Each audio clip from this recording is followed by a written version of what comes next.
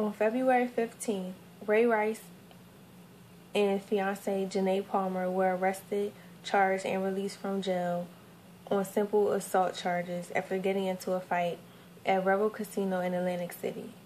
On March 26th, Roger Goodell, NFL commissioner, announced the league was aware of the incident.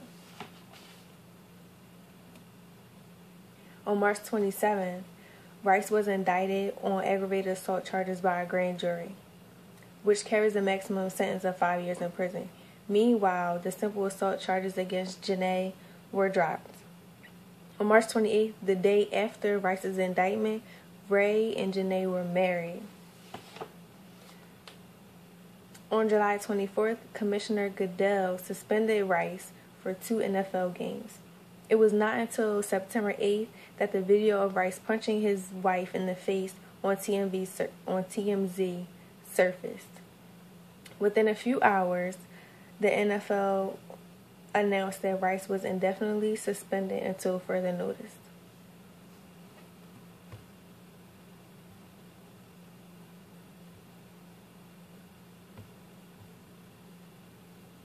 Football star cut by the Ravens tonight, suspended by the NFL after a troubling new video was surfaced.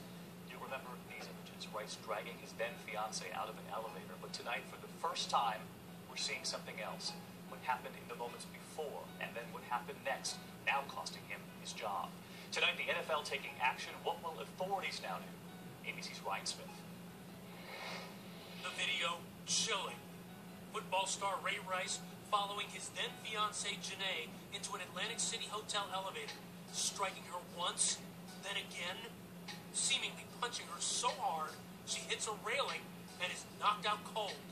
You see her here, lying on the floor, then slumped near the elevator. Players today appalled. By early afternoon, the Ravens had terminated Rice's contract. The NFL suspending him indefinitely. The question for many tonight, what took so long? NFL Commissioner Roger Goodell saying today he never saw the video of the assault, but he did see that other video released in February showing Rice dragging the unconscious Janae out of the elevator. Tonight, his jersey, no longer for sale online at the NFL store.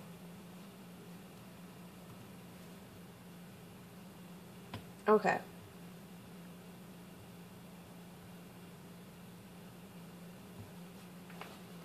The number of American troops killed in Afghanistan and Iraq between 2001 and 2012 was 6,488. The number of American women who were murdered by current or ex-male partners during this time was 11,766. That's nearly double the amount of casualties lost during war. Women are much more likely to be victims of intimate partner violence, with 85% of the victims being women and 15% men. Too many women have been held captive by domestic violence, whether through physical abuse, financial abuse, emotional abuse, or a combination of all three. We are inundated with news stories about domestic violence, from athletes beating their significant others in public elevators with the Ray Rice incident,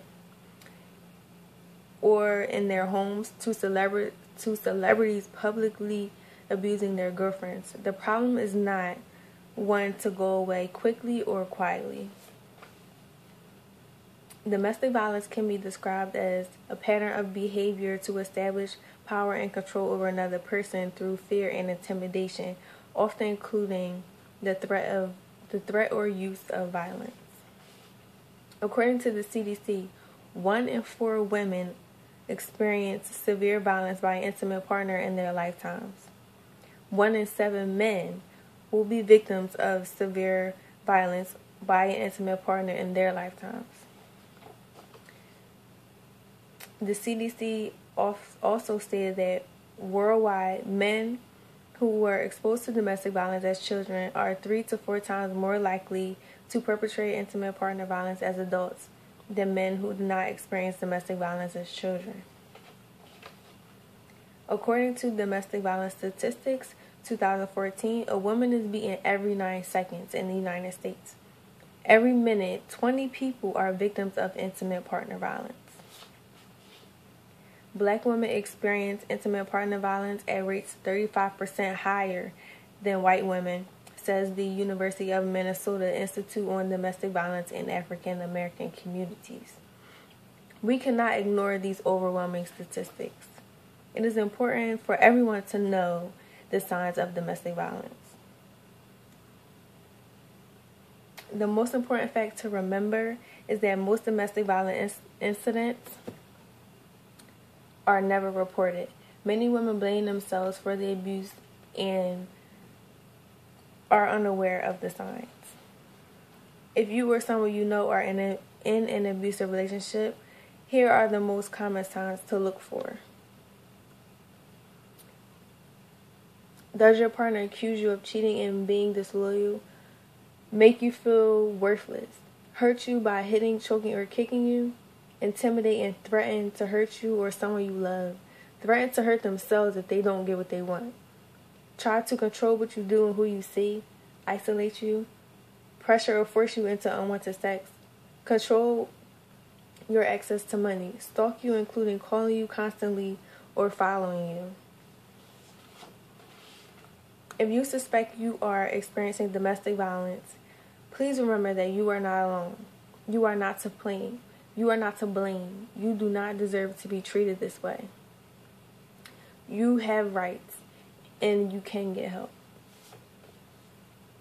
If you suspect someone you know is experiencing domestic abuse, do not judge them because it's not easy to leave the relationship. If you really want to help them, be empathetic. Get information, get resources, and visit safehorizon.org.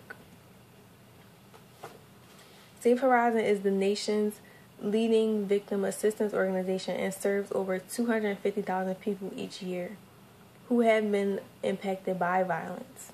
Whether they are helping victims of domestic violence, child abuse, or other violent crimes, they help victims and their families heal and rebuild their lives.